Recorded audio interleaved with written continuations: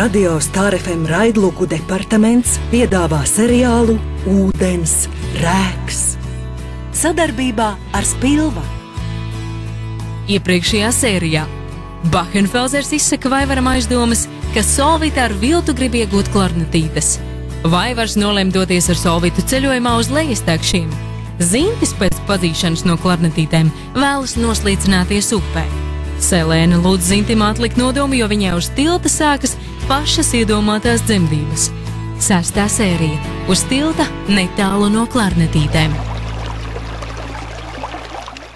Nu, что стоишь, Zinta? Ko tu stāvi? Nāc palīgā, man dzimst bērns, viņš stāv. Vai kā spiež? Vai? 7! Jūs vispār neesat nekādā stāvoklī, Selēnas kundze. Jums tur ir tikai spilveni. 8! Paģi, nu kāda tam nozīme? Es kļūstu māte un man spiež. Vai kā spiež? Ko tad tagad pēc senāk, ka es nevaru lēkt upē? Nu, конечно, nē, nāc palīgā.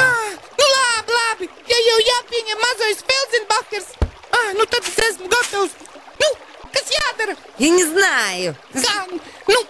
Nē, es zinu, es redzēju filmā. Tā, atspiedieties pret tilta margu, elpojiet. Es visu laiku elpoju. Nu, ne tā ātrāk. Jā, šitā, tā. Es redzu. Oi. Jā, es redzu, nāk. 1, 2, 3, 4 spilveni, Selēnas kundze.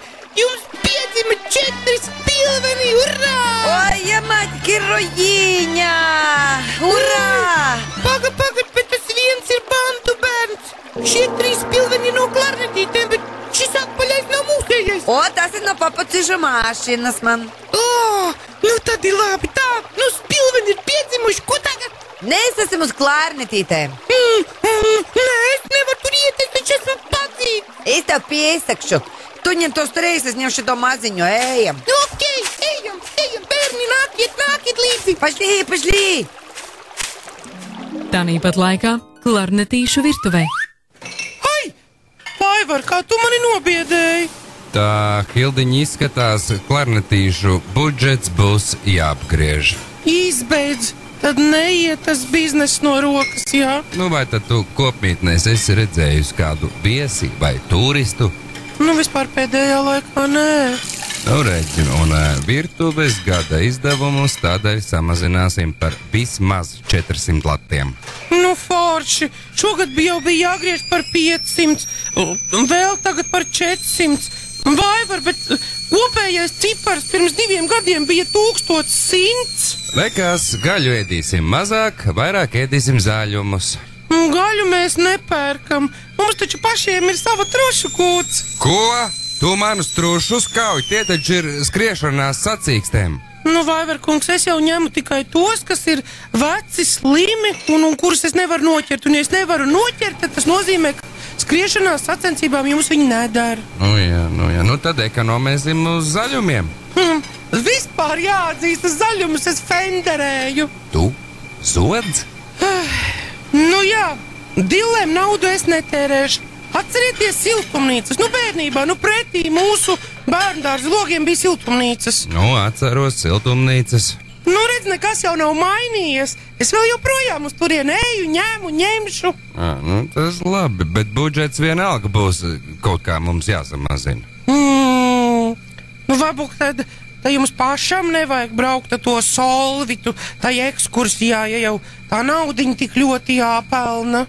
Un kā tad tu to zini? Nu, te Bahenfelzers bija skrējis. Hilda, šis ir mans biznes, un es pieņemšu tādus lēmumus, kādus uzskatīšu par pareiziem. Budžets būs jāapgriež arī tev. Labi, es eju krāmēt somas. Jā, krāmē, apgriež budžetu katru dienu, arvien vairāk un vairāk. Vienīgais, uz ko es varu ietaupīt, ir jogurts. Ja jau Zinci padzīts un to jogurtu vairs nav.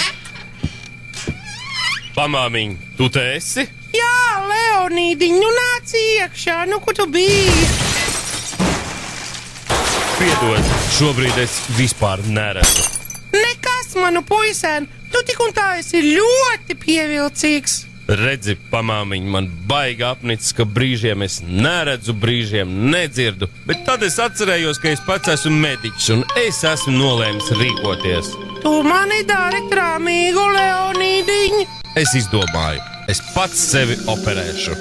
Iedod nazi un dakšu. Lomās Leonīds un Hilda, Valters Krauze, Selēna un Arta, Baiba Sipeniece Gavare, Solvita un Vaivars, Ilvars Jansons, Zintis un Bahenfelzers, Kārlis Anitens, teicēja Maija Rozīte Kristapane, scenārists inscenētājs Anitens, mākslinieks noformētājs Vitāls, komponists aranžētājs Barons, atbalsta Spilva sulīgai dzīvei.